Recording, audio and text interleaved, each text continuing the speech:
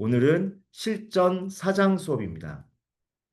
저는 사학과를 나왔는데 팔자에도 없이 33살 때부터 출발해서 뭐 어쨌든 20여 년 동안 경영 컨설팅을 해왔어요. 경영 컨설팅이 도대체 뭐 하는 거냐라고 물어보시면 그걸 설명하기 복잡해서 그냥 비즈니스 컨설팅입니다라고 얘기를 합니다.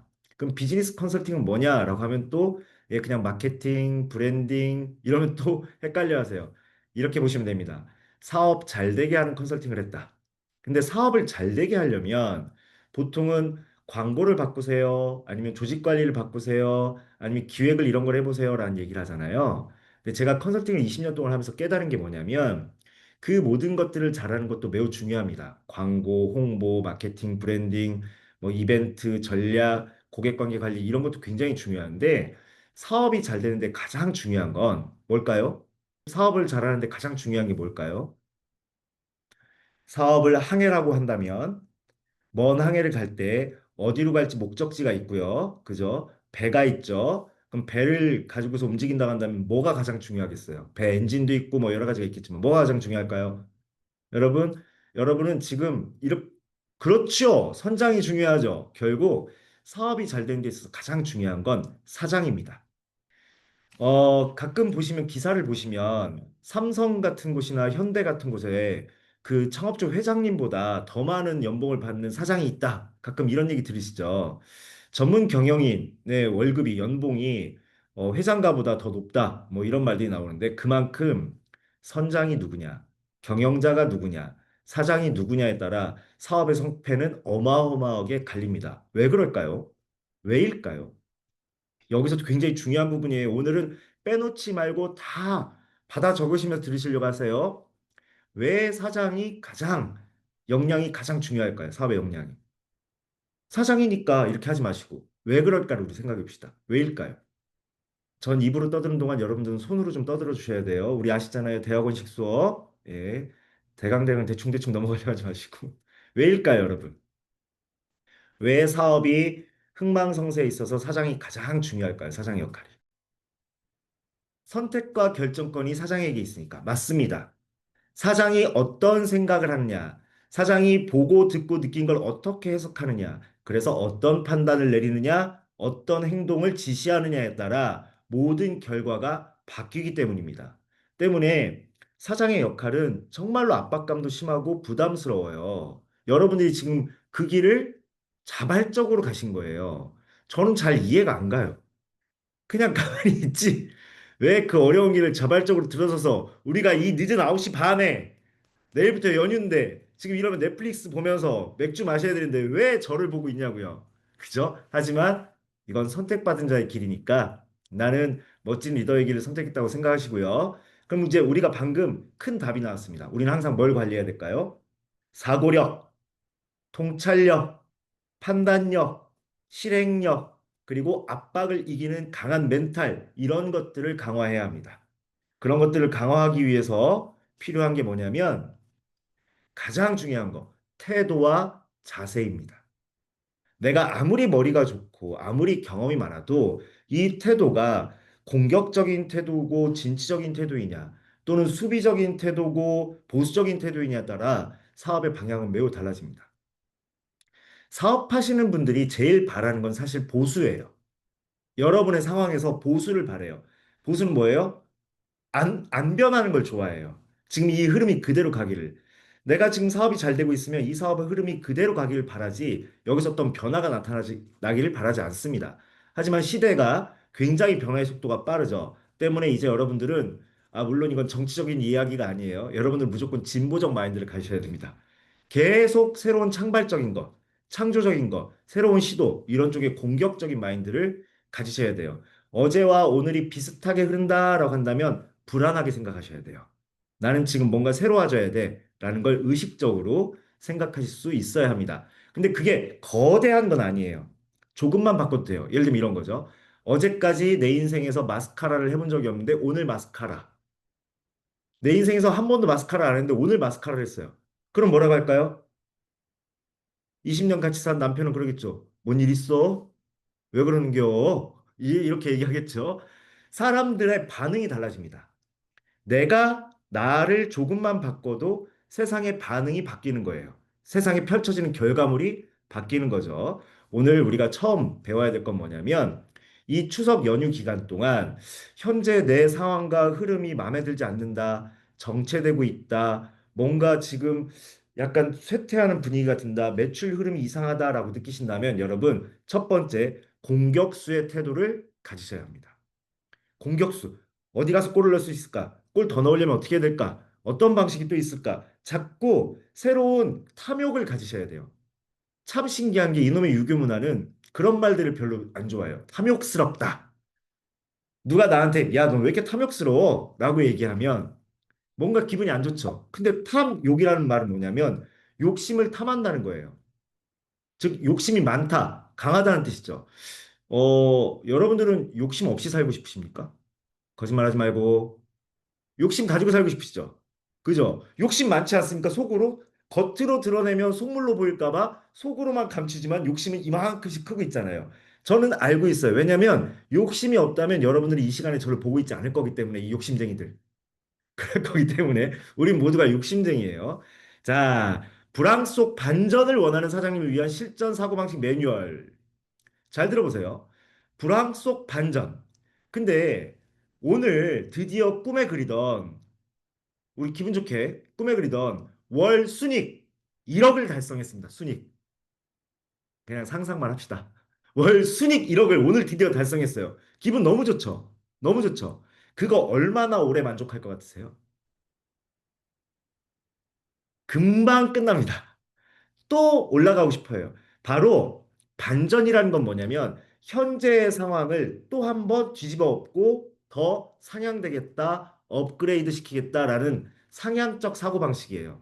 때문에 불황이 아니어도 오늘 배우는 반전 사고방식은 여러분들께 정말 유용하게 쓸 수 있는 겁니다. 어, 환경이 사람을 만든다고 얘기하죠. 제가 똑같은 말을 자주 반복하지만 한번 들어보세요. 인생을 바꾸는 세 가지 방법이 있습니다. 하나는 뭐냐면 하는 일을 바꾼다. 또 하나는 뭐냐면 사는 곳을 바꾼다. 또 하나는 뭐냐면 만나는 사람을 바꾼다입니다. 즉, 이 말은 내 환경을 바꾼다는 거예요. 그런데 우리가 이거를 이렇게도 바꿀 수 있습니다. 내가 나의 일하는 방식을 바꾼다. 그 다음에 내가 일하는 곳들을 바꾼다. 내가 일하는 터전을 바꾼다. 방향을 바꾼다. 또는 내가 일하는 곳의 분위기를 바꾼다. 내 가게의 분위기를 바꾼다.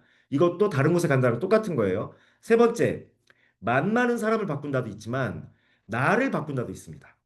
나를 바꾼다. 굉장히 강력한 방법이에요. 환경만 바꾸려고 하지 말고 나를 바꾸는 게 어떻게 보면 더 효율적일 수 있습니다. 그래서 이기는 사장이 되기 위해서 승리하는 사장이 되기 위해서 지금까지 우리가 알고 있는 모든 회장님들이나 창업주나 뛰어난 사람들의 공통점이 하나 있습니다. 그들은 상황 탓을 하지 않습니다. 절대 환경 탓이나 외부 탓을 하지 않습니다. 이유가 뭘까요? 맞춰보세요. 그들은 그 성공하고 승리하는 사람들은 주변 사람 탓하지 않고 상황 탓하지 않고 어떤 경기 탓하지 않습니다. 상황은 늘 변해서 늘 변하니까 자 본질 얘기해 드릴게요. 본질 얘기해 드릴게요. 맞아요. 탓해도 안 바뀌니까 내가 어찌할 수 없는 거기 때문입니다. 코로나를 우리가 어찌할 수 있었나요? 저기 미국의 트럼프 씨가 저렇게 관세 정책 펴고 저럴 줄 우리가 알았나요? 푸틴이 전쟁 일으킬 줄 우리가 알았나요? 세상에는 세 가지 일 있습니다. 세 가지 일. 내가 할 일, 남이 할 일, 하늘이 할 일. 남이 할 일은 뭐냐면 남의 마음이에요. 우리가 남의 마음을 조종할 수가 없잖아요. 그 사람 마음속에 뭐가 있는지 모르잖아요. 그러니까 그거에 우리가 어떻게 할 수 없다는 걸 인정해야 되는 거고 하늘이 할 일, 천지재변을 우리가 어떻게 할 수가 없잖아요. 그러니까 그 어찌할 수 없는 것들을 신경 쓰기보다는 내가 할 일, 내가 할 수 있는 부분에 집중하는 게 맞다. 때문에 상황 탓을 하지 마라. 제 책을 여러분 저를 모르시는 분들도 계실 테니까 제가 이래봬도 29세를 찍은 베스트셀러 작가인데 내 운명은 고객이 결정한데 이런 말이 나옵니다. 경기가 안 좋은 게 아니라 경기가 변한 거다라고 생각하자. 경기가 지금 안 좋아. 안 좋다라는 건 좋다의 반대잖아요. 그죠? 좋다에서 안 좋다. 즉 변한 거다라는 뜻이죠. 상황 탓을 버리고 상황의 변화를 읽어라. 우리가 읽어야 되는 상황의 변화는 뭐냐면 고객의 구매 흐름 상황이 변한 겁니다. 고객이 나를 찾아오고 나에게 관심을 갖고 상담을 하고 검색을 하고 구매를 하고 이런 모든 구매 흐름 상황이 변한 겁니다. 자, 불황은 누구 탓이 아니다. 세상이, 고객이, 시장이 변한 것이다. 왜 이렇게 힘들지가 아니라 지금 무엇이 어떻게 바뀌었나를 먼저 관찰해야 한다. 그러니까 여러분 잘 보세요. 지금 다시 잘 들어보세요. 내가 내 마음에 안 드는 매출이 나오고 있어요. 이게 계속 이어지고 있어요. 그러면 나 더 열심히 해야지 이것도 좋은데 지금 뭔가 상황이 바뀌고 있구나. 내가 어찌하지 못하는 영역에 변화가 있구나. 내가 해서 안 되는 부분에 변화가 있구나. 그게 어떤 게 변했지를 세상이 어떻게 변했나? 고객이 어떻게 변했나? 내가 속한 시장이 어떻게 변했나? 이거를 먼저 관찰해야 한다. 시장이라는 것은 내가 만드는 게 아닙니다. 고객이 모여 있는 곳이라고 생각하셔야 돼요. 요즘에는 시장이 어디에 있죠? 요즘엔 상권이란 개념이 여러분이 상권이란 개념 이렇게 생각하시면 돼요. 거제도에 있는 분이 인스타그램을 잘했더니 서울에서 오고 일본에서 손님이 오더라. 즉 전통적인 부동산 거리적인 상권도 물론 지금도 존재하지만 상권의 범위가 굉장히 넓어졌고 즉 파괴됐습니다. 오프라인만 상권이 있는 게 아니라 온라인에도 상권이 있죠. 즉 시장의 범위가 파괴되거나 매우 넓어진 상태입니다. 때문에 우리는 이제 시장을 뭐라고 불러야 되냐면 상점들이 모여 있는 곳이 아니라 내 물건을 살 수 있는 고객들이 있는 곳은 어디라도 시장이다. 개념을 바꾸셔야 돼요. 어, 제가 수많은 강의를 해봤기 때문에 지금 노심초사해서 말씀드리는데 오늘 이 내용은 꼭 저라면 필기를 열심히 하시거나 옆에 폰이라도 켜놓고 녹음을 하시거나 다음 주든 언제든 영현님이 다시 올려주시면 꼭 복습하셔야 돼요. 이걸 한 번만 들으면 안 되는 게 뭐냐면 지금 제가 여러분들의 개념을 바꿔드리고 있는 거예요. 근데 여러분들이 지금 제가 바꿔드리고 있는 걸 못 느끼게 돼요. 왜 못 느끼냐면 원래 내가 해오던 사고방식에서 맞는 말이네 맞는 말이네 이렇게 고개는 끄덕거릴 수 있지만 사실 지금 제가 여러분들께 이 짧은 시간 동안 드린 말씀들은 여러분의 평상시 사고 구조와 관점을 바꾸는 말들을 하고 있는 거예요. 예, 꼭 들어보세요. 다시. 이제 시장은 뭐다? 내 물건을 살 수 있는 고객이 있는 곳은 어디라도 다 시장이다. 한 명만 있는 곳도 시장이다. 10명이 있는 곳도 시장이다. 만 명이 모인 곳도 시장이다. 전통적인 방식으로 시장을 생각하시면 안 돼요.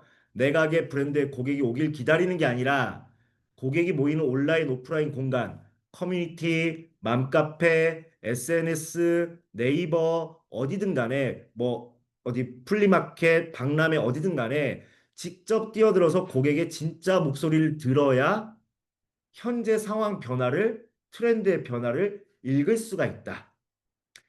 우리 다인이가 여기 지금 이초롱 님도 계신데 우리 다인이가 저희 애기가 피아노를 쳐요. 근데 5살 때부터 다니던 피아노 학원이 있었는데 올해 바꿨어요. 올해 바꿨는데 어떤 일이 벌어졌냐면 불행하게도 우리 다인이가 원래 다니던 피아노 학원 원장님만 상황 파악을 늦게 하시고 엄마들 단톡방에서는 전부 다 특정 새로 생긴 피아노 학원에 대한 이야기가 이슈였어요. 여기는 좀 세련됐다부터 해서 뭐 마인드가 다르다, 가르치는 법이 다르다, 뭔가 막 여기서 붐이 일어난 거예요. 그러니까 아이들이 계속 빠져나가고 있었던 거죠. 근데 정작 이 동네에서 터줏대감 같은 역할을 하셨던 원장님만 그 상황을 모르고 계셨던 거예요. 즉, 고객의 정보는 우리 앞에 와 있지 않고 고객들끼리 정보를 수급하는 곳이 있다. 항상 내 업종에 따라서 내 고객들이 어떤 변화를 일으키는지 지역이라고 한다면 맘카페, 동네 뭐 단톡방 또는 우리 아파트 분야의 방 또는 뭐 당근마켓 이런 것들을 쭉 읽어보는 게 중요하다. 내 고객들은 어디에서 보고 있는가? 대표적으로 여러분들이 화장품 구매하실 때 자주 보는 어플이 예전에 있었잖아요. 화해? 그리고 의류 옷을 살 때, 저 옛날 사람이라서 죄송합니다. 옷을 살 때 지그재그? 이런 게 있었잖아요. 근데 이게 예전에는 랭킹닷컴이었어요. 옛날에는 랭킹닷컴의 순위가 몇 위가 올라가느냐에 따라 의류 쇼핑몰을 골랐었어요. 두 번째는 네이버 쇼핑박스에 들어가 있냐, 안 들어가 있냐, 이게 또 붐을 탄 적이 있었어요. 그 다음에 또 특정 스타일닷컴이라는 데가 있어가지고 거기서 쇼핑몰 순위를 매겼었어요. 그럼 거기를 또 중요시 여겼어요. 그 다음에 어느 순간 여기서 광고가 아무리 들어가도 안 되는 거야. 보니까 어린 친구들이 전부 다 지그재그라는 데를 이용하고 있더라고요. 이런 흐름을 모르는 사람들은 계속 똑같은 구멍만 파게 되는 거죠. 그래서 우리는 절대 눈과 귀를 항상 고객들이 어디서 어떤 정보를 어떻게 수급하고 있는지를 알려고 노력해야 된다. 직접 뛰어들어 고객의 진짜 목소리를 들어야 한다. 이게 첫 번째예요. 지금 여러분이 추석 기간 동안 하셔야 되는 게 뭐냐면 1번 내 상황 탓 같은 걸 하지 말고 현재 트렌드 변화, 고객 변화가 있는지 없는지를 살펴볼 수 있는 곳이 어디 있는지 어떻게 살펴봐야 되는지를 한번 연구해 보자. 1번 벌써부터 과제예요. 한번 꼭 해보세요. 이걸 하고 있는데 뭐 송편을 달라, 떡국을 달라. 한 번쯤은 인생을 살면서 상을 걷어찰 필요도 있는 겁니다. 가출하세요. 어차피 우리 집은 아니니까. 자, 그다음에 자, 2번. 숫자와 데이터, 그리고 고객의 불만에 집중하라. 상황이 안 좋을 때 있잖아요. 우리는 상황이 안 좋을 때 기분이 먼저 안 좋을까요? 머리가 먼저 아플까요? 불안이 먼저 올까요? 머리가 먼저 올까요? 불안이 먼저 옵니다. 기분이 먼저 와요. 그죠? 기분이 먼저 오면 우리는 먼저 온 애랑 이렇게 사랑에 빠져요. 그래서 더더더 불안감이 커집니다. 더더더 불안감이 커져요. 근데 여러분, 마음은 현상을 해결할 수 있을까요? 마음은 현상을 해결할 수 없습니다. 현실의 일들은 현실의 방법으로 해야 돼요. 때문에 이 사업에서 현실이라는 건 뭐냐면 결과입니다. 팩트. 그리고 잊지 마셔야 돼요. 우리는 사업을 돈을 벌려고 하기 때문에 돈이라는 게 숫자라는 걸 잊지 마셔야 돼요. 어떤 숫자들의 곱하기, 어떤 숫자들의 빼기, 더하기가 다 결과로 나와서 최종적인 매출과 이익이라는 숫자로 나오는 거예요. 때문에 우리 숫자들하고 좀 친해지려고 노력해야 돼요.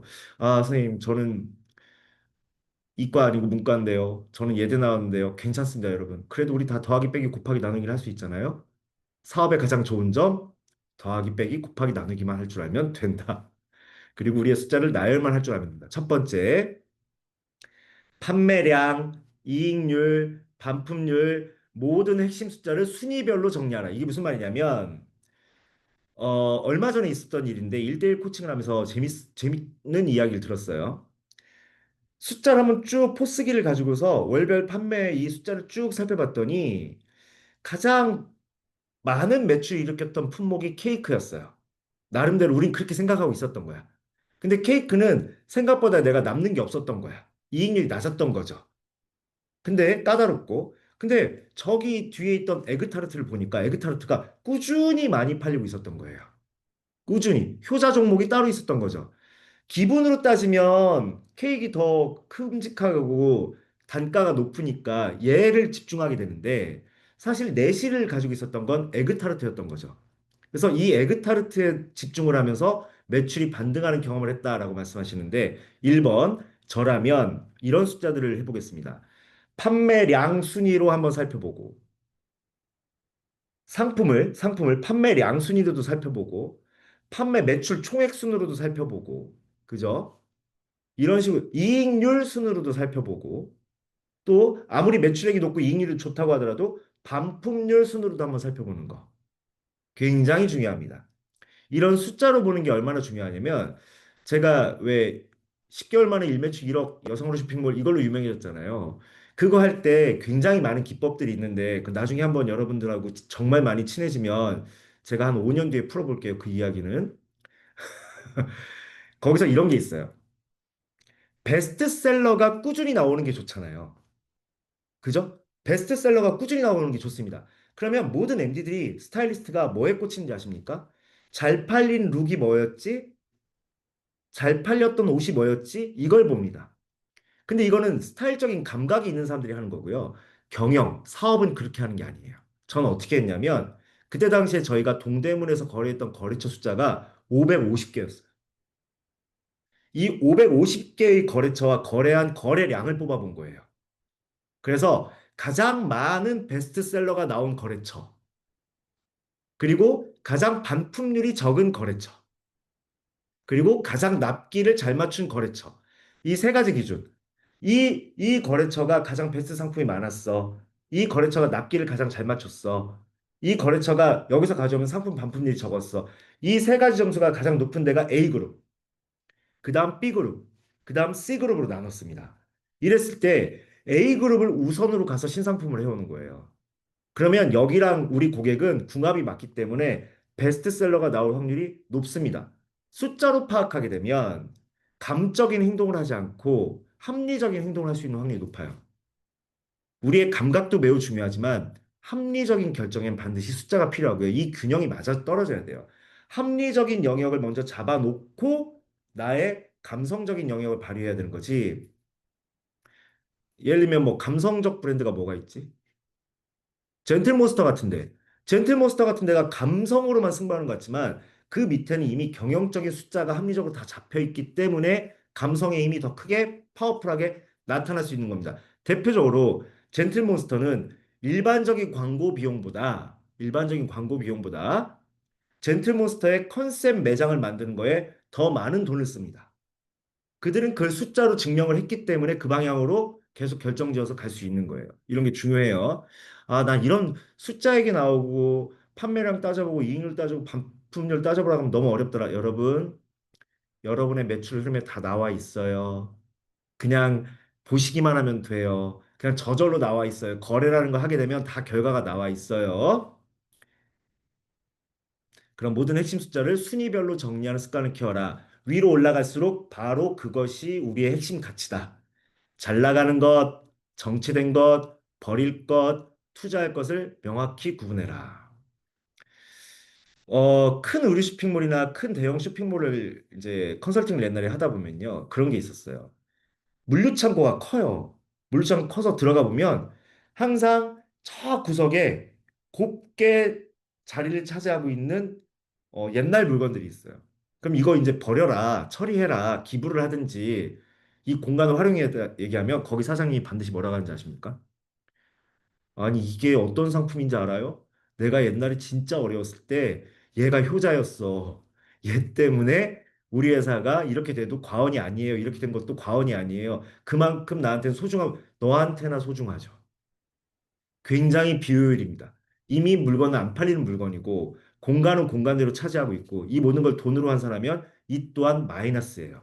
즉 우리는 뭘 안 하냐면 주기적으로 하셔야 되는 거. 여러분 유료 수업 들으신 분들한테 죄송해요. 유료 수업 때 나오는 거예요. 정기적으로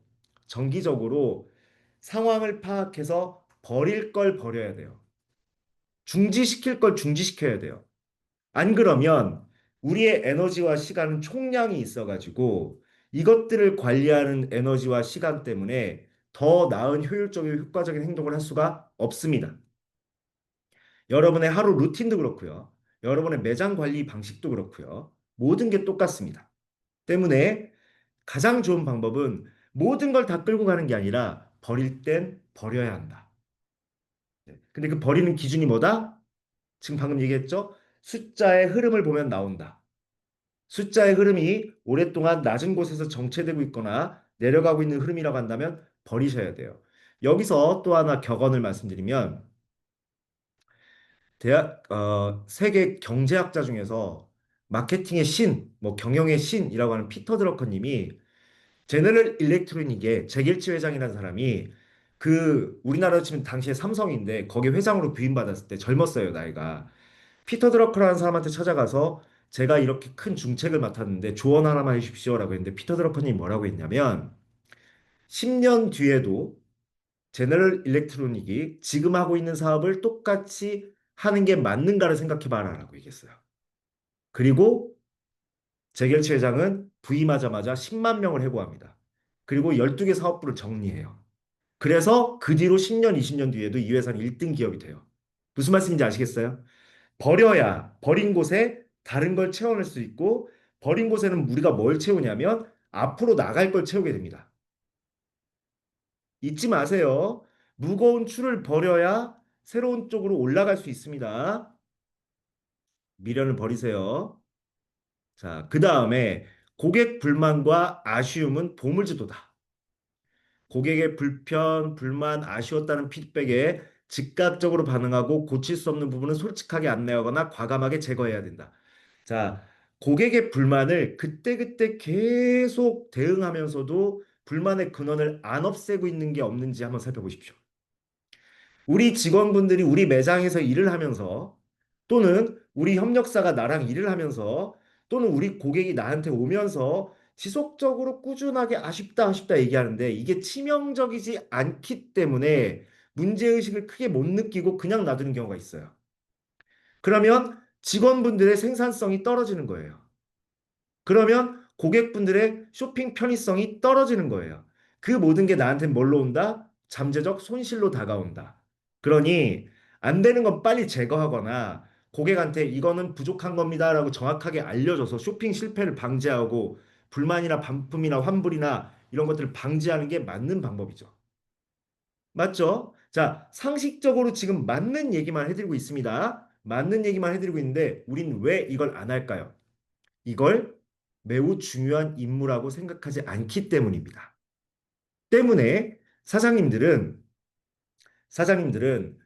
월 중순이든 월 말이든 특정 요일이나 뭐 예를 들면 개모임처럼 매월 넷째 주 월요일, 매월 넷째 주 토요일 이 요일을 정해놓고 딱 책상에다 그날 수첩을 하나 딱 꺼내놓으면 됩니다. 버릴 것, 버릴 것, 개선할 것, 새롭게 만들 것. 버릴 것, 개선할 것, 새롭게 만들 것. 버릴 것은 어떻게 정한다? 고객 반응과 숫자의 흐름으로 정한다. 개선할 건 또 어떻게 정한다? 고객과 직원과 협력사의 반응도들을 취합한 것들로 정한다. 만들 것은 어떻게 정한다? 지금부터 말씀드리겠습니다. 버려라, 개선하라, 새로 만들어라. 불황에는 여러분, 다른 비용부터 줄이려고 하기 전에 선택과 집중이라는 말을 하잖아요. 이 선택과 집중이라는 말이 뭐냐면 뭘 선택하고 거기에 집중해라 이것만 있는 게 아니라 버릴 것도 과감하게 버려서 버리고 남는 걸 선택해라 이 뜻이에요. 과감히 버릴 것 버리고 안정적이거나 가능성 있는 부분에는 적극적으로 개선과 투자를 해라. 무슨 말이냐면 안 될 놈은 빨리 버리고 지금 키워볼 만한 놈은 투자를 해주고 새롭게 도입할 것들은 이때 빨리 과감하게 집어넣어야 돼요. 왜냐하면 불황은 나에게만 올까요? 전반적으로 올까요? 그래요. 죄송해요. 제가 자꾸 마이크가 꺼져 있는 거를 몰랐어요. 미안해요. 자, 안 물어볼게요. 너무 집중들 하시니까 전반적으로 오잖아요. 그렇죠? 나은님 감사합니다. 전반적으로 오잖아요. 불황은. 즉, 불황은 여러분 엄청난 기회예요. 10년 전에도 20년 전에도 3년 전에도 5년 전에도 코로나 때도 코로나 이전에도 불황이라는 건 있었어요. 어떤 흐름 속에서. 근데 누군가들은 그때마다 도약을 하고 살아남았어요. 이게 무슨 말이냐? 비수기 때 뭐 해야 된다? 우리 지금 왜 여기 모여 있다? 추석이라는 연휴 기간이 악재일 수도 있지만 이 기간을 추석 이후를 준비하기 위해서 추석 때 한숨 쉬고 있는 사람들이 있고 에이 모르겠다고 뒤로 나자빠지는 사람들이 있는데 우린 지금 추석 때 뭘 해야 될지를 공부하기 위해서 모였잖아요. 이렇게 준비한 사람들이 추석 연휴 끝나고 이미 딱 준비된 상태에서 스타트 라인에 서니까 훨씬 더 좋은 효과를 내는 건 당연하겠죠. 때문에 불황에는 더 빨리빨리 버릴 것 버리고 고객에 대해서 개선할 것 개선해야 돼요.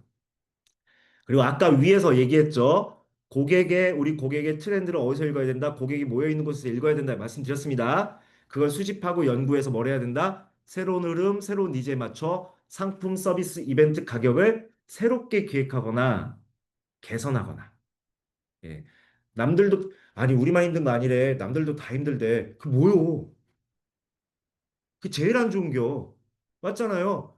아, 나 왜 이렇게 매출이 떨어지지? 근데 옆집 가서 여긴 어때요? 아, 우리도 매출이 떨어졌어. 다행이네. 뭐가 다행이겨? 다행이 아니잖아요. 그 사람이 매출 떨어지고 나도 매출 떨어지고 함께 안 다행이잖아. 나는 근데 매출 떨어지면 안 되잖아. 어떻게든 이겨내야 되잖아. 그러니까 남들도 다 힘들다 이런 거에 머물지 말고 내가 할 수 있는 새로운 시도를 반드시 실행에 옮겨라. 여기에 이제 박중훈식 팁 하나 드릴게요. 항상 생각해 봅시다. 팔 수 있는 모든 걸 팔아봤는가? 팔 수 있는 모든 걸 팔아받는가? 자, 이게 언제 나왔어요? 코로나 때, 죄송합니다. 작게 얘기해도 들린다. 코로나 때 우리는 팔 수 있는 모든 걸 팔아보지 않았다는 걸 알게 됐습니다. 아, 내가 코로나가 되니까 손님들이 안 와. 그러니까 내가 인터넷으로 지식을 팔 수도 있구나라는 걸 알게 됐어요. 아, 내가 팔 수 있는 게 물건만 있지 않았구나. 서비스도 있었구나. 또는 지식도 있었구나. 이걸 알게 됐어요. 즉, 내가 팔 수 있는 게 뭐가 있는지를 한번 쭉 정리해보는 시간이 필요합니다. 제가 오늘 욕심 낼 거예요. 오늘 여러분 되게 많아요. 그러니까 졸리면 빨리 주무세요. 뒤로 갈수록 중요하니까. 팔 수 있는 모든 걸 팔아봤는가? 즉, 내가 팔 수 있는 게 어디까지 있는지 자산 관리를 해봤는가? 나의 자산. 두 번째, 팔 수 있는 모든 곳에서 팔아봤는가? 코로나 때 우리 경험했어요. 나는 매장에서만 팔았었는데, 코로나 때 손님들이 매장을 안 오니까 어디서 팔았어요? 온라인으로 팔고, 배달앱에서 팔고, 그죠? 통신으로 팔고, 팔았잖아요. 그리고 유통구조에 안 들어간다고 했는데 입점해서 팔기도 하고. 맞죠? 팔 수 있는 모든 곳에서 팔아받는가? 세 번째 화두, 팔 수 있는 모든 사람에게 팔아받는가? 우리 고객은 40대만 있는 줄 알았는데 20대에도 내 물건을 사고 싶어 하는 취향을 가진 사람이 있더라. 20대에도 내 서비스가 필요한 사람이 있더라. 내가 안 들여다봐서 그들도 내가 있는 줄을 몰랐던 것 뿐이지. 세 가지 화두. 세 가지 화두. 팔 수 있는 모든 것을 팔아받는가? 팔 수 있는 모든 곳에서 팔아받는가? 팔 수 있는 모든 사람에게 팔아받는가? 즉, 우리는 시야를 넓혀받는가? 시야를 넓혀보세요. 새로운 행동, 새로운 장소, 새로운 사람, 망설였던 행동, 지금이 타이밍.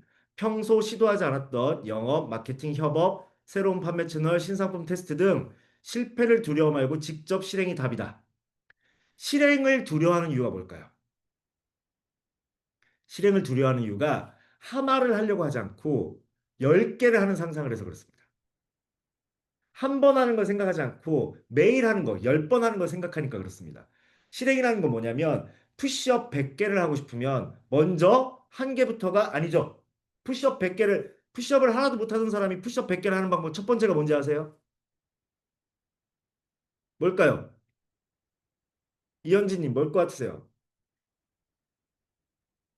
김푸름, 김푸름님, 역삼동으로 출근하세요. 우리는 김푸름님 같은 인재가 필요합니다. 자, 자리에서 일어난다. 이게 1번이에요. 내가 푸시업을 할 거야 하고서 자리에서 일어나서 바닥에 엎드리는 것부터가 1번이에요. 이것도 실행이에요. 근데 대부분 푸시업을 10개, 20개, 30개, 100개 이걸 생각하고 있으니까 그게 겁이 나는 거예요. 곧바로 잘해야 된다. 빨리 성과가 내야 된다. 빨리 해내야 된다. 이런 생각들 하고 있으니까. 아닙니다. 지금 당장 할 수 있는 한 가지. 이거예요. 오, 위로받는 느낌이에요. 자, 실패를 두려워 말고 직접 실행이 답이다. 예를 들면 이런 것도 실행이에요. 내가 평소 시도하지 않았던 영업이나 마케팅이나 협업이나 또는 새로운 상품 기획이나 새로운 판매 방식을 생각한 거예요. 근데 이걸 막 저지르려니까 겁이 나. 그럼 어떻게 해야 돼? 처음 실행은. 페이퍼에 써보기라도 한다. 머리로만 생각하지 말고. 첫 번째, 써보기라도 한다. 우리 MBI랑 대화라도 해본다. 그 다음에 주변의 친구나 아는 사장님들한테 얘기라도 해본다. 이러면서 실체화가 돼가는 겁니다. 실체화. 정주영 회장님이 그랬잖아요. 이봐, 임자, 해보긴 해봤어? 그러잖아요. 세상엔 두 종류의 사람만 있다. 해본 사람과 안 해본 사람. 근데 이 한다라는 개념을 거대하게만 생각하지 말고 시작한다. 잘 한다가 아니라 시작한다. 잊지 마세요. 오늘 이 시간이 되게 중요해요. 이따가 뭐 멋진 마케팅 전략 뭐 이런 거 배울 건데 오히려 이게 중요해. 왜? 사장의 태도, 사장의 마인드, 사장의 관점, 사장의 철학, 사장의 생각이 결국 그 사업 전체를 바꾸니까. 새로운 고객, 새로운 시장을 찾아라. 기존 고객에만 매달리지 말고 내 자원이 필요한 새 타깃을 찾아. 이걸 잘못 오해하시더라고. 첫 번째, 제일 중요한 건 기존 고객이에요. 기존 고객이 나를 여전히 좋아할 수 있게 만드는 노력은 꾸준히 밥 먹듯이 양치하듯이 해야 돼요. 꾸준히 해야 돼요. 맞죠? 그러니까 이거는 새로운 일이 아니에요. 근데 두 번째, 기존 고객에 대한 걸 꾸준히 하는 루틴이나 시스템을 안 만들어 놓고 자꾸 새 손님이 안 온다고 그래. 그럼 매출은 늘어나지 않아요. 그럼 불꽃놀이 같은 거지. 기존 고객이 이탈할 거니까. 맞죠? 기존 고객과 꾸준히 관계 관리를 할 수 있는 루틴이나 시스템이나 그 설계를 해둔 상태에서 중요하게 여기는 상태에서 일상적인 상태로 만들어 놓고 그 다음에 신규 고객을 봐야 되는데 문제는 뭐냐면 같은 곳에서만 손을 흔든다는 거지. 맨날 인스타그램에서만 신규 고객을 찾아. 맨날. 여기서 말하는 신규 고객이란 뭐냐면 시장 발굴과 똑같아요. 블로그도 가보는 거야. 요즘은 촌스럽다고 안 하는 전단지도 한번 돌려보는 거야. 이해되세요? 맘카페에 넌지시 한번 가입해서 거기서도 쪽지도 한번 해보는 거야. 이런 거예요. 유튜브로 해볼 수도 있는 거고, 안 해봤던 곳, 안 가본 곳, 여길 가보는 게 중요한 거죠.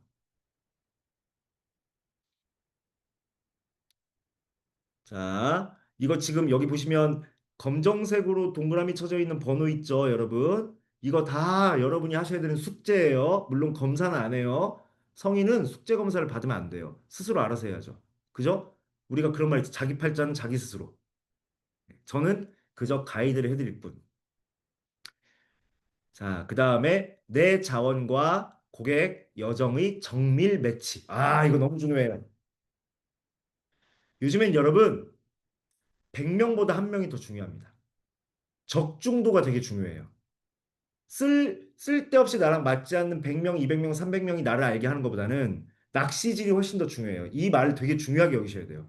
낚시질하고 관계 관리가 굉장히 중요해요. 내 자원 정리, 내가 어떤 상품, 서비스, 인맥, 정보, 콘텐츠, 공간을 가지고 있는지 먼저 파악하자. 아까 얘기 드렸죠. 내가 뭘 팔 수 있는지 먼저 파악하자. 그 다음에 이런 나를 필요로 하거나 이런 내 상품을 필요로 하거나 이런 내 서비스를 필요로 하는 사람은 구체적으로 어떤 사람일지를 프로파일링하는 시간이 필요합니다. 프로파일링하는 시간이 필요해요. 나중에 프로파일링에 대해서도 여러분 한번 배우실 거예요. 그게 엄청 재밌어요. 무슨 말이냐? 나하고 만나면 와 우리 왜 이제 만났지? 사장님 여기 계셨군요. 내 이 상품 찾고 있었는데 그래 나 이런 서비스가 있길 원했어 하는 사람들이 있어요. 우리랑 딱 맞는 사람들. 그런 사람들은 어떤 사람들일까를 그려보는 거예요. 예를 들면 여러분 박수 한번 쳐주세요. 우리 여기 셀리 황은정님이 6년 11개월 만에 엊그제 사상 최대 매출을 만드셨답니다. 아유 축하드립니다. 네. 네, 박수 안 치시는 분들은 배 아픈 거예요. 자, 자, 이 6년 11개월 만에 최대 매출을 일으키셨는데, 자, 우리가 보통 언제 자영업자가 힘들어지냐면, 잘 들어보세요. 언제 자영업자가 힘드냐면, 내가 음식점을 해. 열심히 정성껏 음식을 만들고, 열심히 정성껏 서비스를 하는 일에만 집중할 때 힘들어져요. 일에만 집중할 때. 그러니까 내가 사업을 하는 게 아니라 열심히 더 일을 하고 있는 거야. 정성껏. 직장 생활할 때는 똑같은 거지. 그런데 사업이라는 건 그거보다도 더 많은 변수와 구조가 있는데 그 변수와 구조를 누가 가지고 있냐면 고객이 가지고 있어요. 때문에 우리는 고객에 대한 프로파일링을 꼭 해봐야 돼요. 황은정님이 지금까지 만나본 고객 중에서 샐러드 스토리라는 레스토랑을 문 앞에서부터 벌써 표정이 좋아지고 문을 열면서 인사를 하는 이 분이 단골이잖아요. 좋아하는 만족도가 높으신 분들이잖아요. 우리 가게의 만족도가 높으신 분들에 대해서 프로파일링을 해야 내가 누구한테 어떤 컨텐츠, 어떤 광고, 어디에서 어떻게 해야 되는지를 마케팅 기법을 알 수 있게 되는 거예요. 이해되십니까?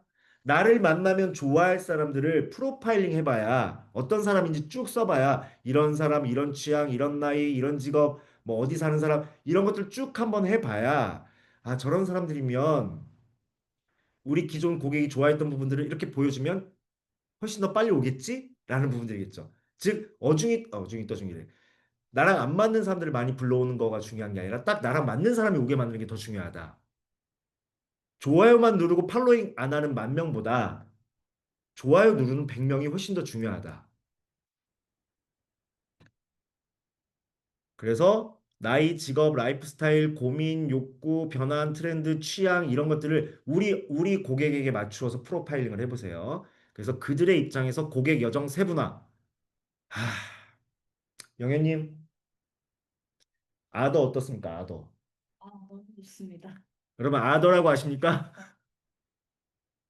제가 제 수업 들어보신 분들은 알겠지만 상대적 관점을 정말 강조하죠. 상대적 관점이라는 게 뭐냐면 우리가 고객 입장, 고객 관점을 되게 많이 생각하잖아요. 그 고객의 마음을 궁금해 하잖아요, 여러분. 그리고 우리가 하려고 하는 모든 행동이 고객의 마음을 읽고 그 마음에 맞추어서 대응하면 적중률이 높아지잖아요. 그죠? 그래서 제가 쇼핑 플로우라는 걸 만들라고 꼭 말씀드려요. 고객이 왜 구매를 하려고 하고 그 구매를 하려면 어떤 단계를 거치고 최종적으로 어떤 기준으로 선택을 하고 그래서 어떤 과정으로 구매를 하고 이런 것들을 쭉 써보라고 말씀드리거든요. 그때마다 이 쓰는 것도 너무 힘들어하시고 고객 여정을 그리고 더 중요한 건 뭐냐면 고객 마음을 읽는 게 아니라 내 마음대로 써. 자꾸 내 위주로 써. 그래서 상대적 관점이 어려웠어요. 상대적 관점이란 뭐냐면 매출이 아니라 구매다. 판매가 아니라 구매다. 내가 돈을 만드는 게 아니라 거래를 만드는 게 아니라 고객이 나한테 기회를 주고 돈을 주는 것이다. 이게 상대적 관점. 영향력을 내가 만드는 게 아니라 고객이 나를 마음에 들어서 선택하고 따라주는 게 영향력이다. 이게 상대적 관점. 이 상대적 관점 갖기를 너무 어려워하시더라고요. 그 다음에 고객이 나한테 오는 여정을 설계하고 쪼개고 그 각 쪼갠 단계마다 고객의 아쉬움, 결핍, 니즈, 욕구에 대응하면 고객이 좋아하잖아요. 이걸 설계하는 걸 너무 어려워하시더라고요. 그래서 그걸 하는 AI를 만들었어요. 그냥 해주는 AI를 만들었어요. 죽여줘요. 추석 특집으로 진짜 지금 영현님이 그걸 써보시고 자기들끼리 쇼핑 플로우를 만드는 스터디를 만들었대요. 그 스터디가 이제 의미가 없어지고 있는 거예요. 저는 그런 걸 좋아합니다. 의미 없게 만들 거야 다. 자, 그 다음에 고객이 언제 관심을 갖고 정보 탐색하고 비교하고 구매하고 후기하고 재구매하는지 고객이 구매의 여정을 쓰는 연습을 한번 해봐라 라는 부분이고요.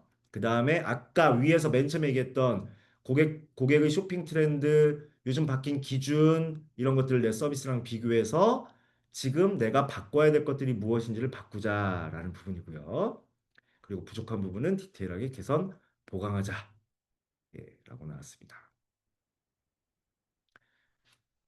변화는 구매 접점에서 어필하라. 기존 단골, 신규 고객 모두에게 우리가 이렇게 달라졌어요. 이런 점이 좋아졌어요. 구체적 변화 혜택을 직접 눈에 띄게 전달해라. 여러분, 제가 뭔가 여러분이 매장을 변경했어요. 상세 페이지를 또 좋게 바꿨어요. 정책을 좀 괜찮게 바꿨어요. 뭔가 개선했을 때 어떻게 말씀드리라고 하냐면 늘 고객님들의 요청을 듣고 고객님들 덕분에 알게 되어서 우리 소중한 단골님들이 가르쳐 주셔서 이번에 이렇게 개선했습니다. 이번에 이렇게 만들었습니다. 라고 공지하라는 거예요. 자, 인스타그램에 이걸 공지한다고 상상해 보세요. 저희 이번에 이렇게 바꿨습니다. 이렇게 좋아졌어요. 이렇게 새로운 걸 시도해요. 라고 얘기하면, 아, 판매하는구나. 이렇게 느껴져요. 근데 얼마 전에 오셨던 어떤 가족분들이 하신 말씀이 계속 기억에 맴돌아서 그분들 말씀에 따라 이렇게 바꿔봤더니 저도 좋네요. 저희 3년 단골분이 꾸준히 말씀해 주셨던 부분을 이번에 고쳤더니 이렇게 좋아졌어요. 반응이 좋아요. 이 얘기는 컨텐츠가 되죠.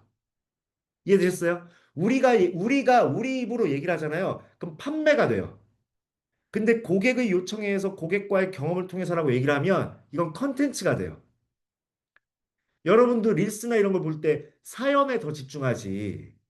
나랑 관계된 사연에 집중하지. 일방적인 얘기엔 집중하지 않잖아. 내가 제일 일방적으로 얘기하지. 저처럼만 하지 마세요, 인스타그램은. 하지만 19,000이 됐습니다, 여러분. 자, 핵심 마인드 리마인더. 변명은 내려놓고, 핑계는 내려놓고, 탓은 내려놓고, 변화의 흐름에 내가 먼저 올라타라. 남들보다. 작은 데이터 하나로도 직접 확인하고 고객 한 명의 아쉬움에도 즉각 반응하며 새로운 시도에 몸을 던지는 것. 그것이 불황속 반전의 시작이다. 자, 잘 들어보세요. 여러분 추석 지나면 여러분 업종에 경쟁자가 또 늘어날 겁니다. 미안합니다. 여러분 상권에 새로운 가게가 또 생길 겁니다. 추석이 지나면. 연휴 끝나면 일 저지르기 시작하거든요, 이제. 그리고 연초에 봄이 다가올수록 또 날씨가 따뜻해질수록 또 새로운 가게들, 새로운 경쟁자가 출현할 겁니다. 지금 시대가 그렇게 가고 있으니까요. 그때 수비자들은 지는 사장들은 뭐라고 얘기하냐면 아, 경쟁사들이 많아져서 힘들어졌어라고 얘기합니다.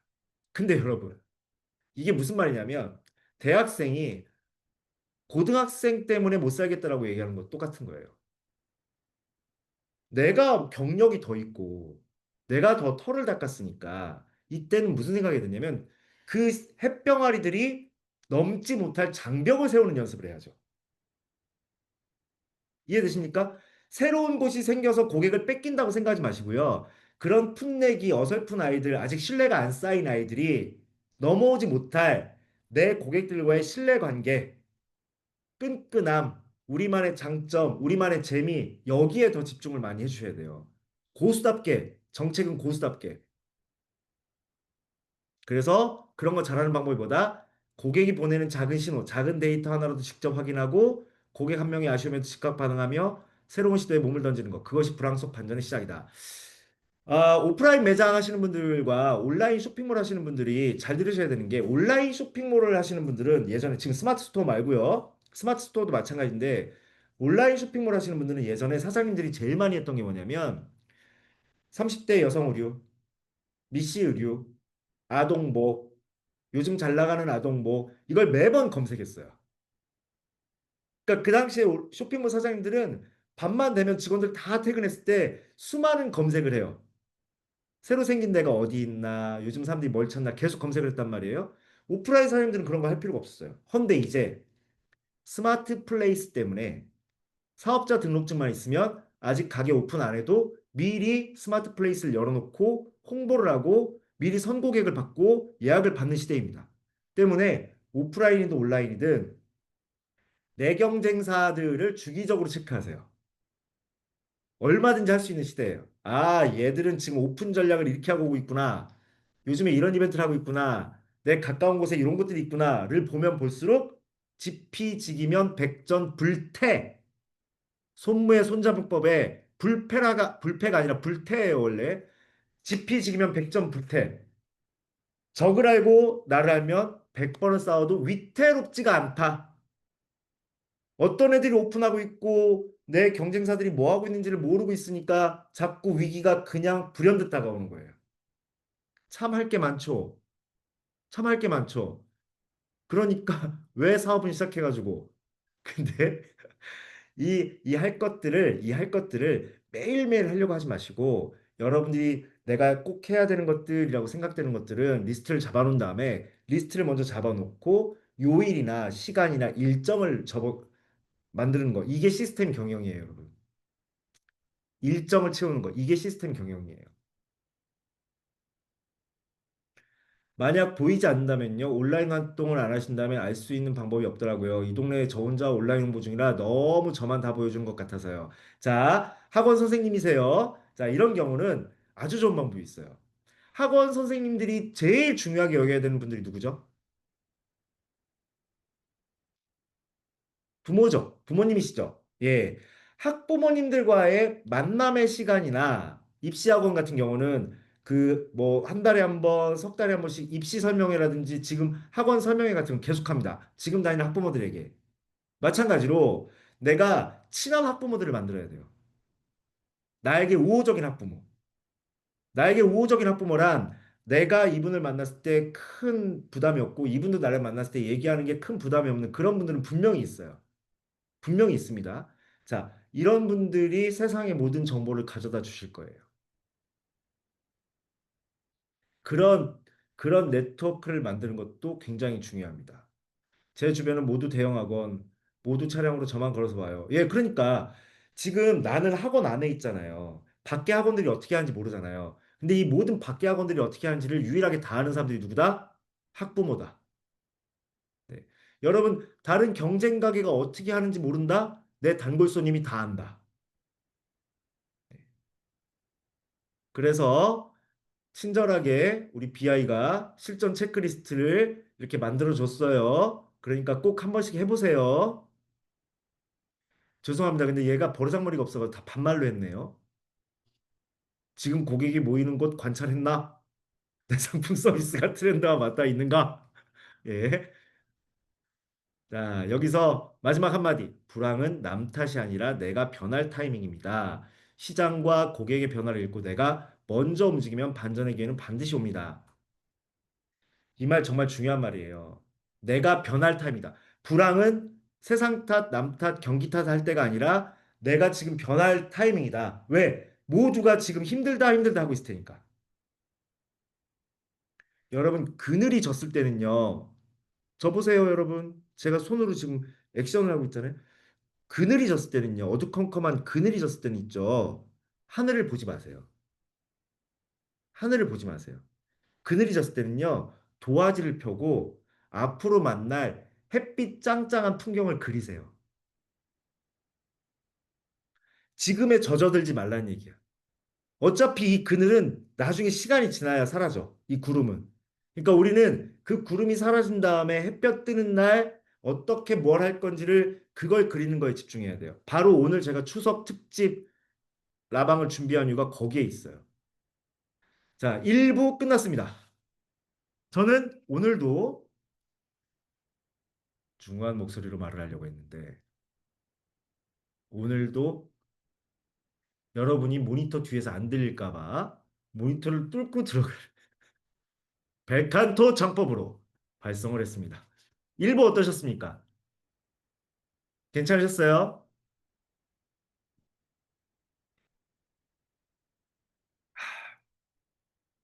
1부를 요약하자면 1부에서 핵심은 뭐냐면 우리가 혼자서 일하는 게 사업이 아니라 시장을 가꾸고 만들고 관리하는 게 그게 사장이잖아요. 그래서 첫 번째 중요한 게 뭐다? 사장은 공격수적인 태도를 가져야 된다. 두 번째, 관리의 기본은 버리고 개선하고 만드는 것이다.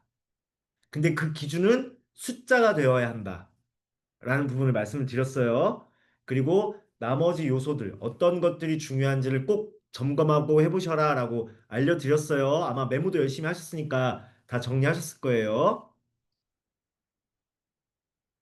이해되셨죠? 그러면 제가 이제 진지한 말씀 하나 드리겠습니다. 돌아보니 벌써 20년이에요. 20년 동안 정말 많은 사장님, 정말 많은 사업 상황을 막 봤을 거 아니에요. 근데 오늘 지금 여러분이 방금 약 1시간 동안 들으신 이 내용이 이것만 지켜도 안 망한다예요. 이것만 지켜도 절대 안 망해요. 왜 절대 안 망하는지 지금부터 말씀드릴게요. 첫 번째, 망하는 사람은 가만히 있어요. 있어야 될 자리에 사장이 없거나 사장이 사장 하고 있어요. 그럼 사장 돼요. 사장 돼요. 근데 오늘 말씀드린 것처럼 계속 눈을 뜨고 봐야 할 것들을 보고 생각해야 할 것들을 생각하고 관리해야 될 것들을 관리하고 투자해야 될 것들을 투자하고 그 타이밍을 적기에 적소에 적절하게 행동하는 사장들은 망하진 않습니다. 아무리 센스가 없어도 망하진 않습니다. 예.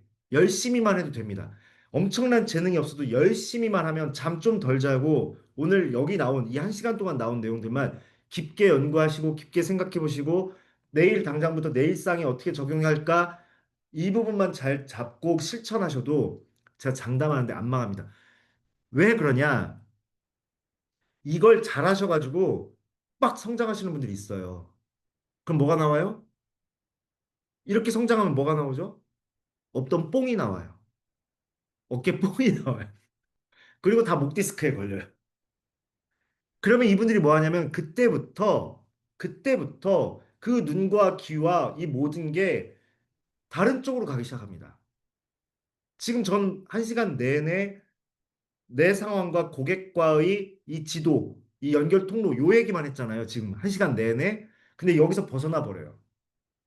그때부터 이 모든 루틴이 깨지고 패망합니다. 왜냐면 여러분 인스타그램, 페이스북, 유튜브에서 실패담 이렇게 쳐보세요. 그럼 많은 사장님들이 실패담이 나올 거예요.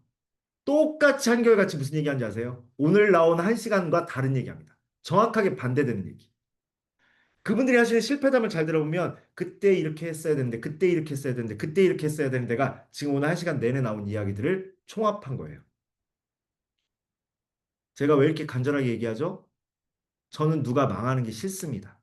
저도 안 망하고 여러분도 안 망하고 우리 함께 다 성장해야 돼요. 그러니까 이렇게 목시게 얘기할 때 꼭, 꼭, 꼭 이 한 시간짜리 내용은 들어봐 주세요.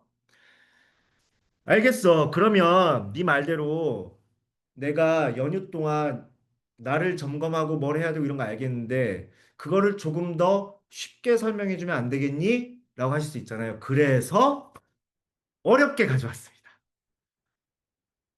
쉽게 설명해 달라고 할 것 같아서 어렵게 가져왔습니다. 자, 박정희식 실전 사장 수업 SWOT. 예, 요거 한번 해보겠습니다. SWOT 들어보신 분들 지금 되게 130명 정도 들어와 계신데 SWOT를 한 번이라도 들어보신 분들 들어봤죠? 들어봤죠? 자, SWOT 들어보신 분들 예, 예. 들어보신 분 인증하시면 상 드리지 않아요. 그래도 해봐요. 예, 많이 들어보셨죠? 자, 그럼 이제 두 번째 질문. 그래서 직접 SWOT를 적용해서 전략까지 짜보신 분. 있어, 있어, 있어. 있어요, 있어요, 있어요, 있어요.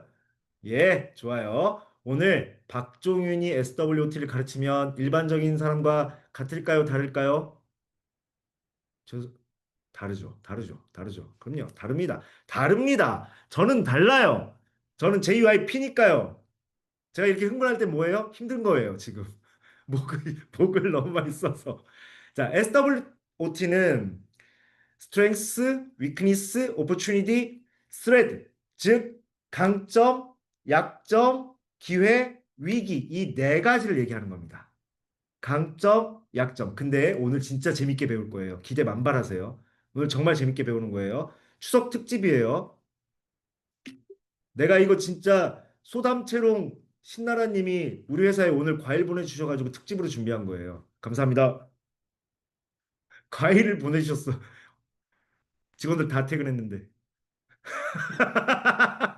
그래서 셋이 나눠 갖고 있어요, 지금. 자, SWOT란 방금 여러분이 들으신 것처럼 내 사업의 강점, 내 사업의 약점, 내 사업의 기회 요소, 내 사업의 위기 요소, 전통적으로는 이 네 개를 파악하고 이걸 가지고서 전략을 추구하라고 되어 있어요. 박종윤 식은 다릅니다. 저는 두 개의 시선으로 SWOT를 봐라라고 얘기해요. 두 개의 시선이 뭘까요? 하나는 내 입장에서 SWOT. 또 하나는 고객의 입장, 상대적 관점. 그렇지. 고객의 입장. 여러분은 고객만 배워도 되는 거예요. 고객의 입장. 굉장히 중요한 거죠. 내 입장에서 난 이게 강점이요.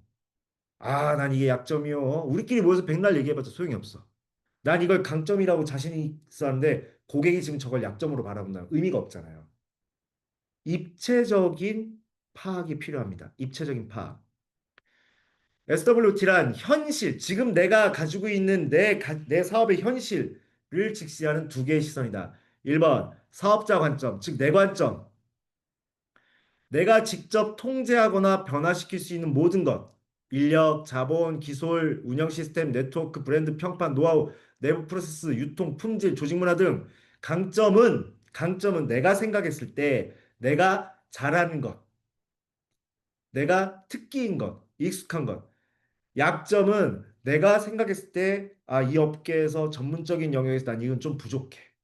이런 거 있잖아요. 저는 선생님, 진짜 인테리어나 이런 DP는 너무 잘하는데, 사람만 만나면 시선이 땅으로 가요.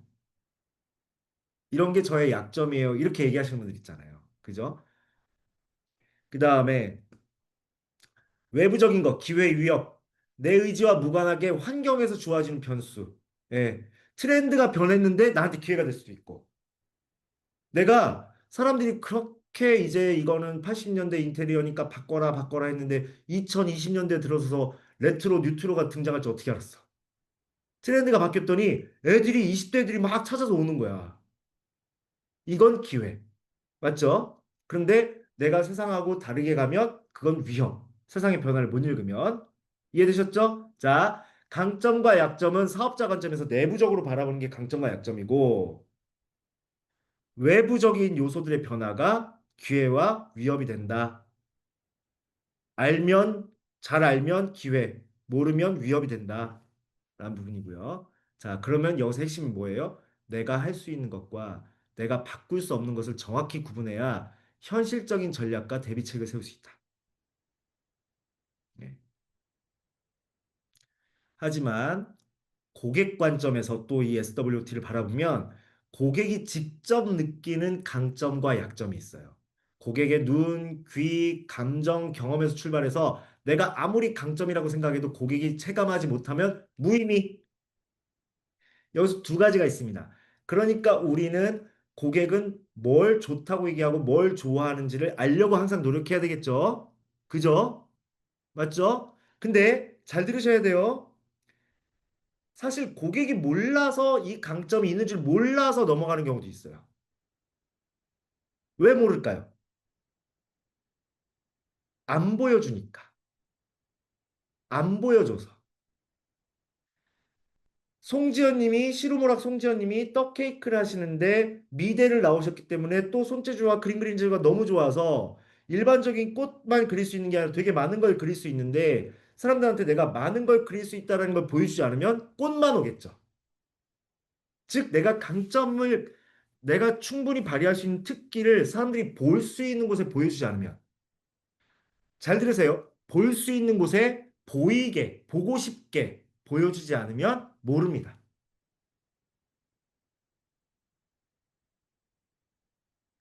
고객이 기대하거나 불안해하는 변화. 이건 또 기회 위협. 고객이 뭔가 기대하는 게 뭔지를 알았어. 근데 내가 이거 할 수 있을 것 같아. 그럼 기회죠. 그죠? 근데 고객이 불안해하는 게 뭔지 알았어. 이걸 내가 지금 그 상태야. 이건 위협이잖아요. 그러니까 빨리 해지하려고 노력해야 되겠죠. 뭔지 아시겠어요? 고객 입장에서 기대하는 것이 바로 우리에게 기회. 고객 입장에서 불안해하는 것이 바로 우리에게 위협. 하지만 알면 이 또한 기회로 만들 수 있다. 이거 지금 몇 줄 안 되는데 엄청 중요한 거예요, 여러분. 엄청 중요한 거예요. 제가 늘 말씀드리죠. 저는 마법사가 아니에요. 그리고 여러분, 사업에는 마법이라는 게 존재하지 않아요. 우리가 어찌할 수 없는 운이라는 게 분명히 있긴 있을 거예요. 하지만 운과 마법의 특징은 뭐다? 로또다. TV에서 누군가 당첨되지만 나한테는 안 온다. 그게 속 편하다. 그러니까 우리는 전략적으로, 논리적으로, 합리적으로, 계획적으로 성과를 내는 훈련을 해야 한다. 잊지 마세요. 마법은 분명히 있을 수 있어요. 운도 분명히 있을 수 있어요. 로또도 있을 수 있고 떡상도 있을 수 있습니다. 근데 원래 잘하는데 오면 얼마나 좋아. 그러니까 원래 잘하는 나를 만드는 게 중요하니까 바로 이런 내용들을 정말 잘 들으셔야 돼요. 고객의 진짜 목소리와 상대적 비교를 이해해야 내 사업의 진짜 매력과 숨은 위험 요소를 파악할 수 있다. 방금 이 내용 진짜 중요해요. 빨간 펜, 동그라미 많이. 우리는 SWT를 이제 전통적인 방식으로 쓰지 않고 반드시 두 개의 시선으로 봅니다.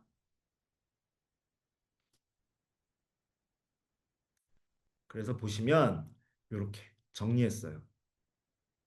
정리했어요. 이거 한번 읽어보세요. 지금 같이 한번 읽어봅시다. 사업자 입장, 즉 내 입장이에요. 내 입장. 그 다음에 여기 고객 입장, 상대적 입장이에요. 강점, 강점보다 내가 가진 핵심 무기. 나 이것 때문에 장사 시작했어. 내가 이 재주 때문에, 이 특기 때문에, 내가 이 유통망을 알아서, 내가 이 서비스의 특징을 잘 만들 수 있어서, 내가 이게 특기가 있어서, 내가 경험이 많아서, 그런 것들이 여기 다 나오고 있죠, 지금. 네. 어떤 거는 꼼꼼하고 오지랖 넓은 것도 특기가 돼요.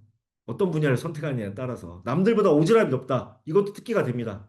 예. 오지랖이 넓어서 말을 해도 지치지가 않고, 사람한테 신경을 써도 지치지가 않는다. 그럼 뭐 해야 돼요? 서비스업을 하면 되겠죠. 뭔가. 약점은 내가 인정해야 할 한계 취약점. 여러분, 우리 그거 약점을 자꾸 감추는데 그러시면 안 돼요. 약점을 감추고 안 되는 거를 안 된다라고 표시를 안 하잖아요. 그럼 고객은 일방적 기대를 합니다. 일방적 기대를 하면 충분히 만족할 수 있는 거래가 안 되겠죠. 그걸 뭐라고 불러요? 쇼핑 실패라고 불러요. 쇼핑 실패는 첫 번째, 이 사람이 그 다음에 나한테 안 오게 만들고요. 두 번째, 이 사람은 쇼핑 실패를 했기 때문에 밖에다가 실패담을 얘기해요.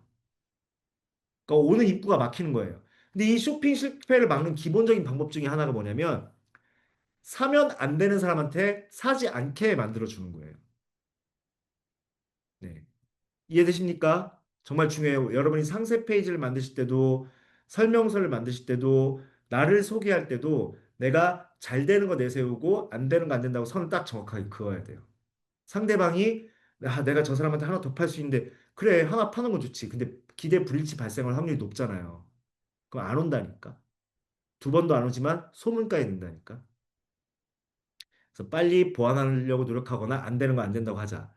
그다음 기회 요소, 시장 트렌드 정책 변화, 예, 아까 읽으라고 말씀드렸고요. 위험 요소 항상 대비하려고 노력해야 되는 부분이고요. 위험 요소 중에 하나가 뭐예요? 매출의 10%는 항상 다른 통장 만들어 놔라 막 이런 거 얘기하죠. 그게 있고요. 어, 위험 요소는 사실 끝이 없어요. 왜냐하면 모르잖아요. 이건 위험 요소는. 그러니까 만약에 뭐 전쟁이 나면 어떡하지?부터 해가지고 퇴퇴퇴 전쟁은 안 나요, 여러분. 죄송합니다. 뭐 만약에 이렇게 되면 어떡하지? 뭐 코로나 같은 게 다시 오면 어떡하지? 이런 상황까지 생각해 보는 습관인데 최악의 경우를 생각하는 건데 어쨌든 위험 요소도 꼭 생각해 보시는 게 중요하고요. 근데 여기서 중요한 건 뭐냐면 제가 알려드리고 싶은 오늘의 SWOT는 이 부분이에요. 오른쪽에 있는 거. 요거. 요거 꼭 한번 여기만 자 고객 시야 여기만의 특별한 점, 여기만의 특별한 점, 우리 고객님이 나에게 특별하게 느끼는 점을 혼자 쓰면 어떻게 된다? 자, 잘 보세요. 이 여기만의 특별한 점을 선생님이 얘기했으니까 추석 때 써봐야지 하고 쓰는데 혼자 쓰면 내가 가진 핵심 무기를 쓰게 돼요. 이해되시죠? 여기만의 특별한 점은 여러분의 기억 속에서 고객이 진짜 나한테 얘기를 해줬거나 아니면 실제로 후기에서 봤거나 아니면 어떤 통화를 통해서 들었거나 이런 부분들을 쓰셔야 돼요. 아시겠죠? 혼자 상상해서 쓰시면 안 돼요. 이럴 거야로 쓰시면 안 돼요. 네. 이 두 번째도 마찬가지고요. 그러니까 천만 원 사관학교 단톡방에 있는 루틴이 이게 되게 고도의 설계예요. 첫 번째, 고객이 나에게 아쉽다고 말한 걸 써라 오늘. 두 번째, 고객이 나한테 좋다고 칭찬한 걸 써라 오늘. 세 번째, 내일 고객한테 칭찬받기 위한 행동을 해라. 설계해라. 이거잖아요. 보세요. 이게 왜 고도의 설계냐면 고객이 오늘 나에게 아쉽다고 한 부분을 쓰세요. 라고 했죠. 그죠? 고객이 나에게 오늘 칭찬한 부분을 쓰세요. 라고 했죠. 그러면 이 두 개의 대응이 사실은 저절로 내일 칭찬받기 위해 해야 할 기획이 돼요. 엄청난 이벤트를 만드는 게 내일 칭찬받기 위한 행동이 아니라 오늘 주는 아쉬움을 내일 개선해야지. 이게 근거 있는 기획이에요. 오늘 칭찬받은 내용을 내일 더 부각시키고 고도화시켜야지. 이게 순방향적 기획이에요.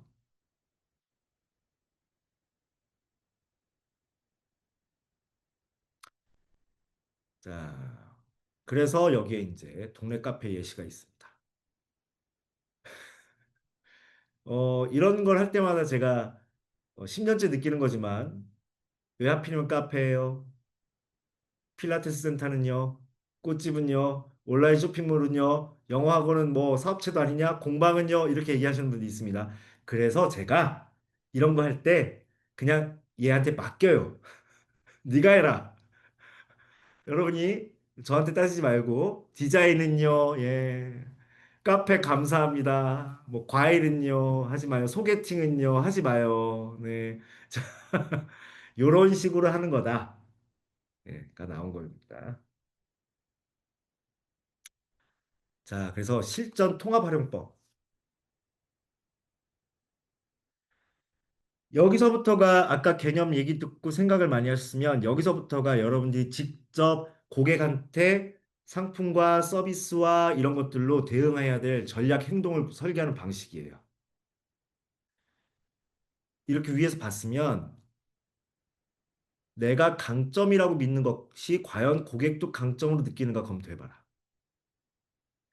직접 고객 리뷰, 칭찬, 반복, 방문 데이터로 검증하고 사업자만의 자기만족의 강점일 수도 있음을 인정해라. 내 약점이 고객 이탈, 불만으로 이어질 가능성. 네. 요거 우선 개선 순위. 자, 외부 기회 위협이 고객 기대 불일치가 어떻게 연결되는가? 자, 여러분, 외부의 트렌드 변화를 봤는데 내가 이거를 가지고 있는 특기로 대응할 수 있어. 그러면 그게 바로 강점으로 기회를 폭발시키는 방법이에요. 그래서 트렌드를 항상 읽으려고 노력하셔야 돼요. 고객의 시선으로 기회 요소. 이거 보시는 거예요. 그리고 고객이 불안해하고 고객이 두려워하고 고객이 싫어하는 부분이 뭔지 알았어. 뭔지 알았는데 내가 이거를 알면 선방어할 수 있죠. 내 약점을 드러냄으로써 선방할 수 있단 말이에요. 아, 저희도 그건 안 됩니다. 해서 애초에 발생할 수 있는 문제를 없앨 수 있죠. 이런 게 SWOT의 복합적 전략 구축 방법이에요. 내 강점과 내 약점으로 기회와 위기를 대응하는 방식, 크로스 대응하는 방식. 이게 말로 설명하려면 너무 힘들기 때문에 페이퍼를 만든 거고, 저 오랫동안 지켜보신 분들 아시겠지만, 저 태어나서 페이퍼 이렇게 많이 만들어 보기 처음이에요. 저는 원래 화이트보드만 가지고 얘기를 해요. 진짜 친절해진 거예요. 저를 처음 보신 분들은 뭘 이런 걸 가지고 친절하다고 해야 할지 모르겠지만, 저 진짜 여러분, 저 진짜 사람 된 거예요. 저 옛날에 주둥이로만 했어요. 화이트보드 하나 놓고 이 뒤에 있잖아요. 여기다 그냥 쓰기만 했어요. 그러니까 이거 많이 읽으시라고. 네. 그래서 네. 내 강점이 이런 게 이제 실전 전략 짜는 법이에요. 내 강점이 고객이 인정하는 강점과 일치하면 여기에 집중 투자를 해라. 무슨 말이냐면 와 얘는 효자 상품이야라고 하지 말라고요. 이번에 신상품을 내놨더니 지난 한 달 동안 꾸준하게 반응이 올라가고 너무 괜찮아. 이거 괜찮은데 하지 말라고요. 효자 상품이야 하지 말고 효자를 더 밖으로 내세우고 더 돋보이게 만드는 거에 집중하라고요. 이거 신상품 반응이 나쁘지 않네? 그럼 이거는 지금 흐름을 봐야 될 게 아니라 빨리 배에 태워서 올려 보내야 되는 거지. 로켓을 쏴야 되는 거지. 이게 집중 투자. 그 다음에 내 약점이 고객 불만 이탈 포인트와 겹치면 즉시 개선을 하거나 이게 제가 안 됩니다라고 정확하게 선언하거나 하시고요. 이런 것도 방금 얘기한 거 또 하고 또 하고 또 하는 겁니다. 예, 그러니까 그만하겠습니다. 읽으면 되는 거를. 자, 카오스 도약. 이게 뭐냐면 새로운 기능인데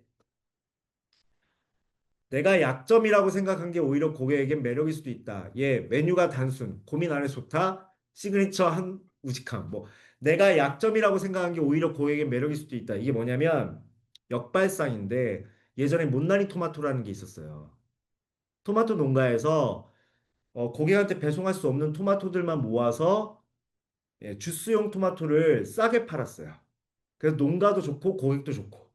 이런 게 이제 내가 약점이라고 생각한 게 누군가한테는 장점이 될 수도 있고 강점이 될 수 있으면 잊지 마라. 이런 거고. 강점에 집착해 놓치는 숨은 기회 찾기.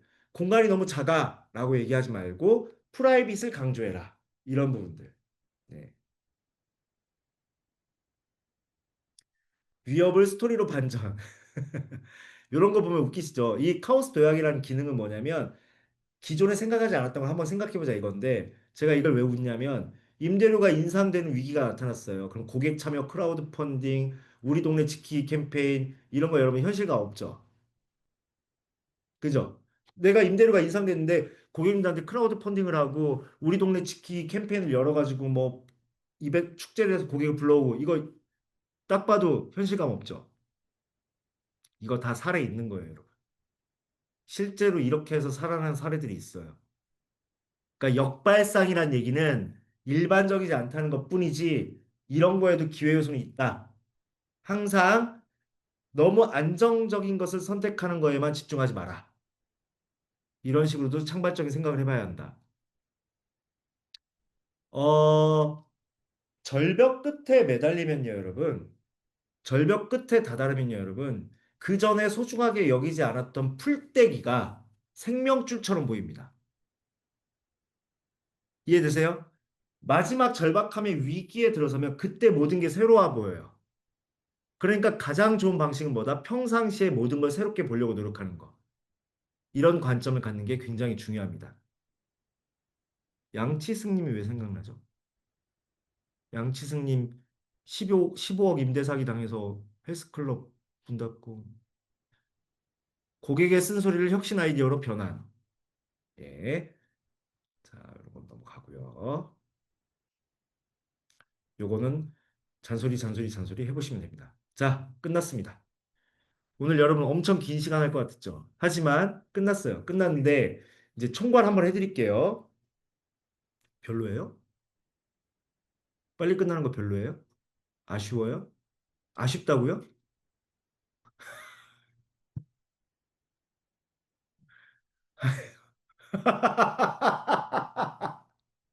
자, 어떤 포인트가 아쉬운 거예요? 앵콜은 뭐야? 헤어지기 싫어. 이 사람들이 진짜 더워 죽겠네. 정리 한번 해드리겠습니다.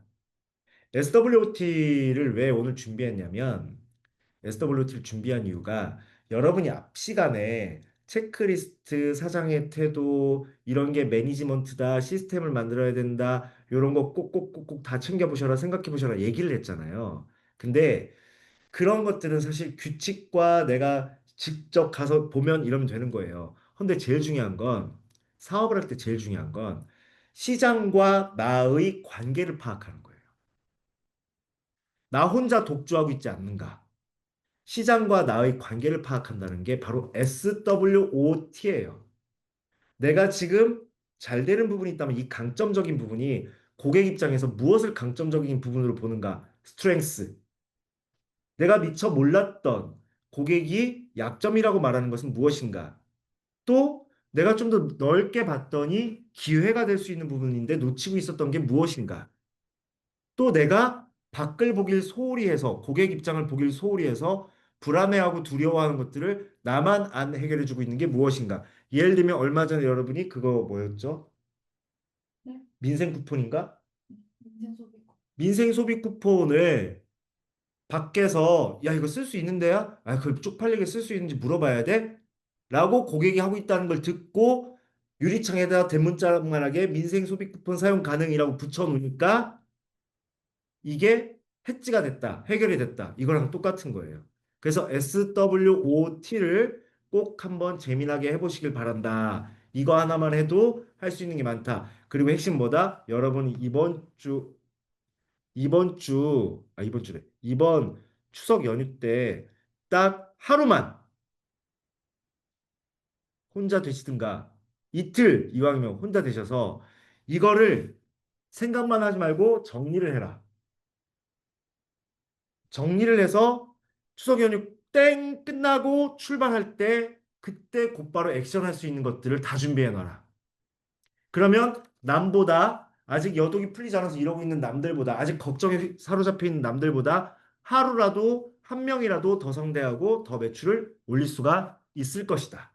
꼭, 꼭, 꼭 우리랑 고객과 똑같이 생각한다. 잊지 마시기 바라고요. 항상 어려워하시는 게 뭐냐면 그대로 놔둬. 괜찮아. 네.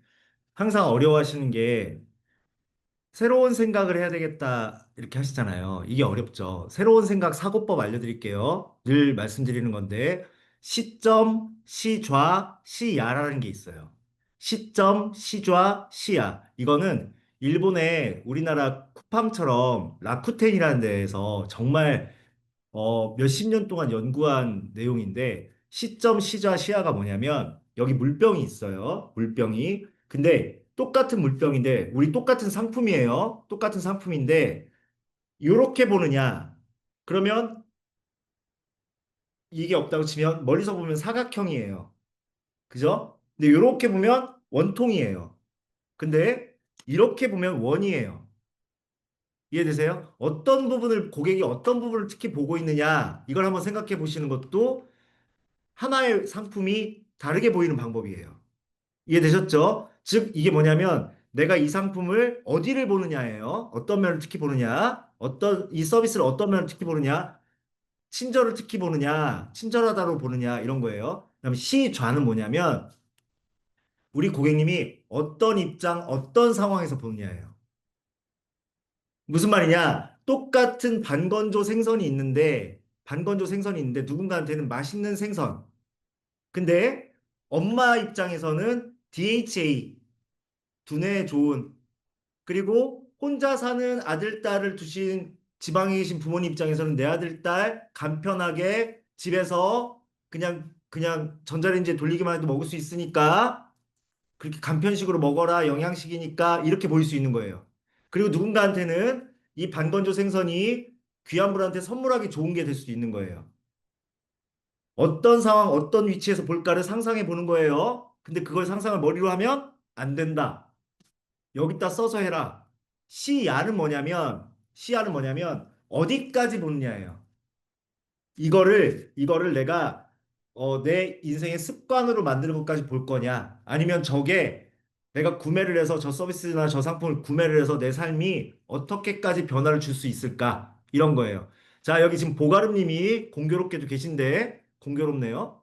보가름님이 옷을 하시잖아요. 시야는 뭐냐면 고객님이 이 옷을 입고 어디까지 갈 수 있느냐, 어느 환경까지, 어떤 멋까지, 어떤 자존감까지 세울 수 있느냐, 이런 게 시야. 시자는 흔히 말하는 TOP, 내가 어떤 상황에서 적절하게 입을 수 있느냐, 상황마다 필요한 옷의 용도가 달라진다. 시점은 뭐냐면, 난 특히 저 옷의 레이스가 좋아. 난 특히 저 옷의 소매가 좋아. 기능성이. 이런 게 시점. 그래서 시점, 시좌, 시야를 연구하는 것만으로도 우리가 평상시에 선형적 사고라고 해요. 우리는 사고를 하던 대로 해요. 한 방향으로. 근데 시점, 시좌, 시야를 오늘 배우셨잖아요. 이거를 노트에다 쓰고 내가 지금 취급하고 있는 상품, 내 매장 이런 걸 보면 내가 카페를 하고 있는데 어떤 고객분들은 이 카페가 음료가 맛있는 곳, 어떤 분들은 디저트가 맛있는 곳, 어떤 분들은 분위기가 좋은 곳, 어떤 분들은 음악이 좋은 곳, 어떤 분들은 여기 화장실이 깨끗해서 다른 데보다 선택하는 이유가 될 수도 있는 거예요.